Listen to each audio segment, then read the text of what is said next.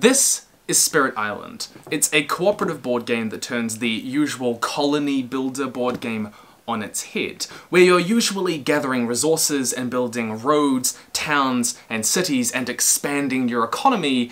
Here you are ancient spirits of the earth, sky, waters, and more, hoping to defend the land from those colonists, spreading your presence, playing fantastical powers, and either protecting or sacrificing your indigenous population, the Dahan, or as we call them, the mushrooms, to safeguard your precious island. And with me to help with this review, I've got my two wonderful friends. I'm Nat. I'm Quartz. And yeah, let's get into it. So, how does it work? Well, Spirit Island starts off with every spirit in their natural habitat. So the oceans are at the coastline, the foresty spirits are in the forests, and the lightning spirit is in the sand for some reason.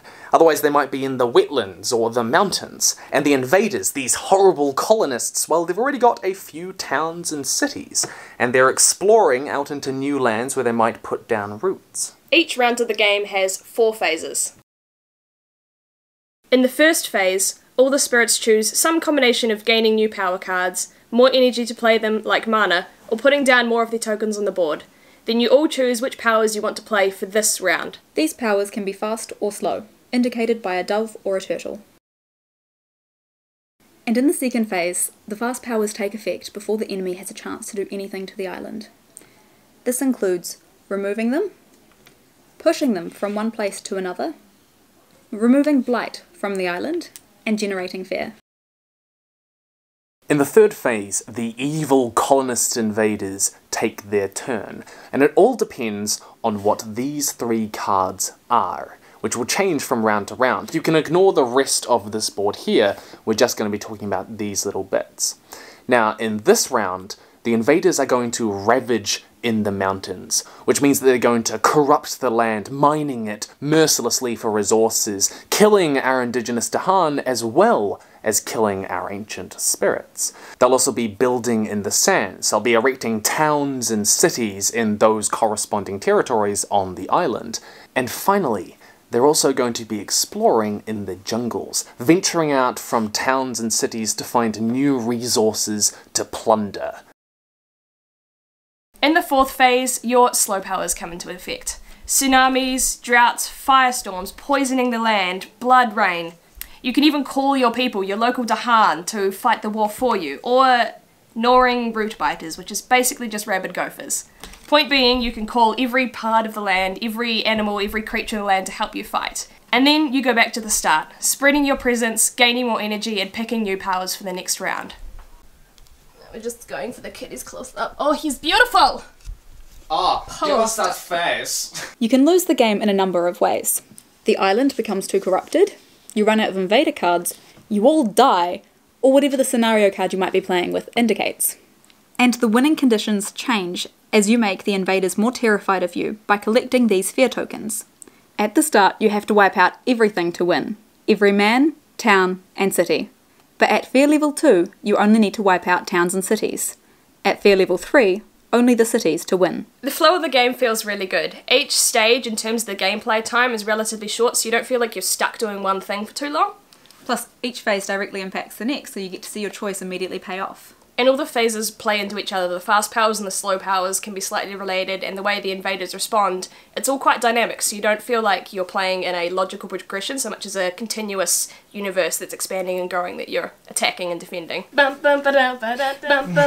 Now, cooperative games usually rely on some kind of chance mechanic to create the challenge for the players, like Pandemic, but Spirit Island largely does something completely different. It's almost entirely predictable, but that doesn't make it easy. You may know where the invaders are going to strike, and where they are going to build, and where even maybe they are going to explore. But that doesn't make it easy to win at all. It makes the puzzle of figuring out how to manage that much more difficult and compelling. Like, you can see a tidal wave coming towards you, and all you've got is a bucket and a sponge. And one good thing about Spirit Island is that it actually avoids what we've found is not necessarily a problem, but it's a tendency in cooperative games. Would you mind telling them about that? Sure. So in other cooperative games, oftentimes it can come down to luck. Whatever the last card is that you're going to draw might completely ruin any strategy that you had. Spirit Island manages to avoid that. You get the chance to know where they're going to explore before they do any real damage there. Yeah, so you never really feel like you've played as well as you could have, but then you turn over the wrong card and you lose the game. You've got a couple of rounds to really prepare before they might actually destroy the game for you. The designers managed this with this nifty little board. Each round you turn over a card here to show where the enemy will explore. But then once you've done that, you move all the cards along. So where they explored last time, you know that they're going to build cities next time. And where they built cities last time, you know they're going to attack and corrupt the land next time. Functionally, you can see how this game will play out 3 rounds in advance, which is a long time in Spirit Island, leaving you with this inevitable feeling of disaster where you can see, oh my gosh, they're going to ravage here and build there and we can't do anything about it. Now my precious Tahan are dead. Our mushrooms are dying. Unlike some other cooperative games where players are forced to be more reactive, turn by turn, as random components change the shape of the board each time, Spirit Island is a lot more like playing chess while doing a marathon. It allows you to plan strategically long in advance. And you see, the phrase that stuck with me, the phrase that actually made me go buy it in the end, was someone saying that it maxes out your strategic thinking. And whoever they were, that person on Reddit, they were right. It's very much like that. And I love it. And maybe you will too. Cooperative games have the leader-bully problem, where one more experienced player comes up with a strategy and tells everyone else what to do and how to do it. It can happen in Spirit Island, but the challenges are so multidimensional that it's very rare, if not impossible, to know exactly what the best strategy is. In a way, this is kind of nice. You end up going with a strategy with a degree of uncertainty, rather than automatically knowing what the best thing to do would be. Which is how simpler games like Settlers of Catan now feel to me. Shade! There's just enough uncertainty to keep it exciting and risky. While you can strategically plan around what you know the invaders are going to do next, you don't have a 100% guaranteed outcome of how the round's going to go. Yeah, we've had some rounds where we've planned a particular attack, we've got everything all sorted, and then we just didn't account for something small and completely lost. A big part of Spirit Island is cooperation. Your powers can positively affect the other spirits that you're playing with. You can choose to make little personal progress for a round to positively boost the other spirits you're playing with. None of the players' power cards are blind. They're all face up, so you can work really well as a team to plan what you're doing for the round. You can choose powers that complement each other or work together or boost each other's powers. You can all choose to attack one area or defend another area. Because you can all see and talk about what each of you are doing before the round begins, you can have a really powerful strategic attack every single time you play. But a wonderful strategic game is not the end of our praise for Spirit Island. Every spirit you can play in the game is fantastically unique, with their own strengths, weaknesses, and powers, while still being relatively balanced. Ocean's Hungry Grasp is perhaps the most powerful spirit in the game, but being the ocean, you're entirely useless when it comes to anything inland. So if you've got a big metropolitan area in the centre of the board, as the ocean, I'm virtually no use. A big part of this game is how immersive it is. Board games are really just massive maths problems. That's scary, I know, but they are. Sometimes, trying to figure out how to maximise the effect of every single power can feel like a huge, cumbersome maths problem. But Spirit Island just doesn't do that. For all the numbers, the playstyles of every spirit make it feel like you are those forces in the world. With the ocean, you move on and off the board with the tides. With the vital strength of the earth, you have a stronghold in the mountains. In our last game, we were telling stories about our powers. The volcano breaks through the earth, bringing with it torrents of fire and spewing rocks into the cities below, killing thousands. When you have a cluster of cities and towns, it does feel like wiping out a metropolitan centre when you finally do. All of this is aided by how everything is wrapped in beautiful artwork. Becoming more powerful in Spirit Island really does feel rewarding. You gain more energy, more cards, more power, and more reach across the island. Without added-in role-playing, it feels much more dynamic, like a tabletop RPG instead of a board game. There's so much more personal connection to it as you're building the story as you go. It's a gorgeous game, and having heaps of cards and tokens and game pieces is super aesthetically pleasing. It's not incredibly important, but it's definitely a positive. All of this means that you adapt to very different strategies, each game depending on the combination of spirits that you play with. If your spirits are excellent at moving mushrooms around to kill the evil invading colonists, then that is a really efficient way to win. But a lot of spirits aren't. Some of them are extraordinarily good at generating fear and getting these fear cards, and that is another way to win. It all really depends on who you've got on the board. Sometimes your really powerful moves require the sacrifice of yourself or your little mushrooms. You become quite attached to these guys after moving them around and defending them. Sometimes you have to kill them to knock out an enemy in that area. This makes the game feel more dynamic and more real. In real life, at least in my experience, when I've unleashed a disease onto a small town, it doesn't just wipe out the people you don't like, but it does wipe out the people you do like. Your friends, your family, my mum, Nat, your mum, Tim, your mum, and your mum. The end result is that every time I teach people to play this game, it is always the game that they pick to play next time.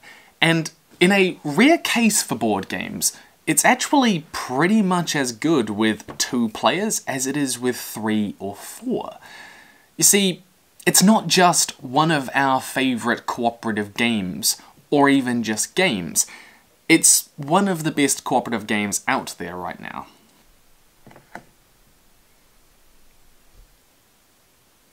However, despite lavishing Spirit Island with unadulterated praise, the game isn't without its faults. The game just simply isn't that accessible to either first-time players or to people who aren't super into board games. This is such to the point that I've had to figure out when teaching people the game, the order in which I should introduce game mechanics, which ones I should tell them about first so that it makes sense, and which ones I should introduce later on.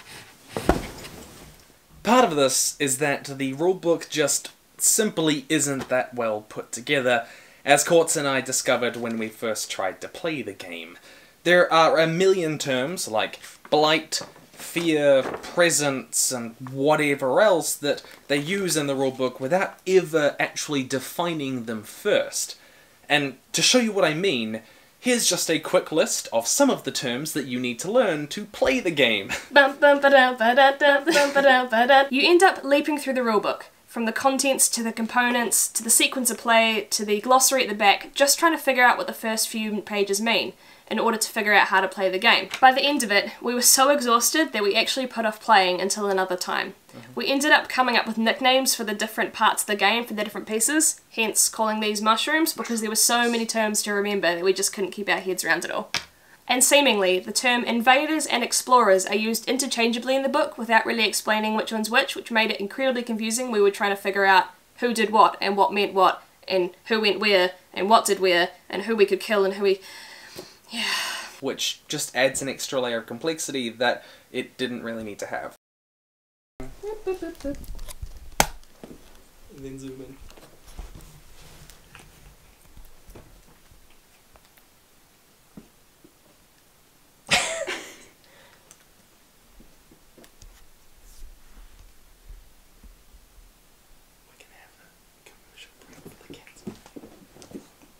Oh my gosh, the fluff all over the floor.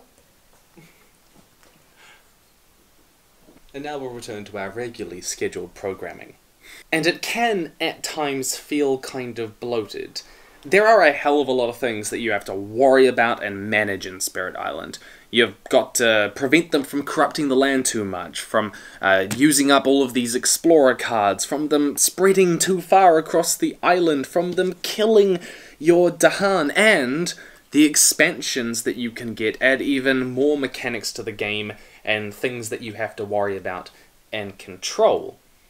Now, while all of these things do functionally add to the challenge and compelling puzzle that is Spirit Island, you can still have a fun, challenging, balanced game without some of these mechanics. In fact, In our first few games, we played entirely without the blight mechanic where the invaders corrupt the land. And it was still great. Now, when you get really good and into Spirit Island, then all of these mechanics make the puzzle of it that much more fascinating.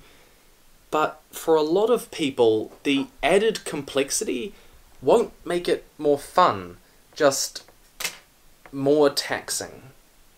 And that is to say nothing of the setup and takedown. There are a million cards and pieces and tokens which all need to be put in certain orders and in certain places when you're setting up the game, and taking it down packed into individual bags that can't really mix. And that is a cumbersome task, especially if you're the only one who knows how to set it up and take it down. It just doesn't make taking Spirit Island out of the box that attractive when compared to other games like Innis, which have 2 boards, 3 stacks of cards, which barely even need to be shuffled half the time. And finally, everyone knows how annoying it is when one player takes ages to make a decision. This is especially a problem with inexperienced players. Spirit Island has a million tiny little decisions to make, which does give you a lot of freedom, but can make it incredibly time-consuming. The designers recognised that this was a big problem with the game. They included a rule. Any player may place a limit on the time available to complete the spirit phase. We've had to use this multiple times when people can't decide what cards they want to use. Timothy! Hey, shut up! No, that is you. Even so, Spirit Island is one of the best board games for board gamers out there. It is beautiful and strategic and wonderful in ways that so many other board games aren't, with the ability to vary and change and give you a new challenge when it just gets that little bit too easy. But that is all from us. Stay nerdy, and we'll see you in the future. Oh, I'm dying inside. Yeah, that was beautiful. I'm done. Bye! The next one's on you, Tim. She made us say that.